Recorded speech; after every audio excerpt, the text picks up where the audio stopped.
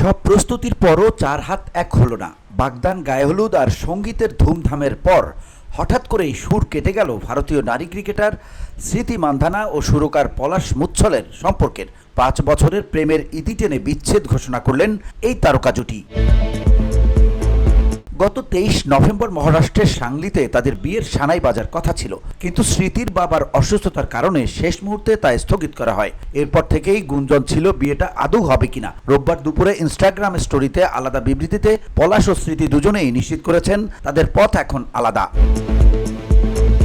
বিবৃতিতে পলাশ মুচ্ছল লিখেছেন, আমি জীবনে এগিয়ে যাওয়ার সিদ্ধান্ত নিয়েছি এবং ব্যক্তিগত সম্পর্ক থেকে সরে দাঁড়াচ্ছি। এদিকে বিয়ে বাতিলের পর সোশ্যাল মিডিয়ায় পলাশকে জড়িয়ে নানা নেতিবাচক গুঞ্জন ছড়িয়েছে। দাবি করা হচ্ছে স্মৃতির সঙ্গে সম্পর্ক থাকাকালে তিনি অন্য নারীর সঙ্গে জড়িয়েছিলেন। তবে এসব গুজব উড়িয়ে দিয়ে আইনি ব্যবস্থা নেওয়ার হুঁশিয়ারি দিয়েছেন পলাশ। তিনি বলেন, যারা মিথ্যা ও মানহানিকর তথ্য ছড়াচ্ছেন তাদের বিরুদ্ধে আমার টিম কঠোর আইনি ব্যবস্থা নেবে। VOD Bangla news desk.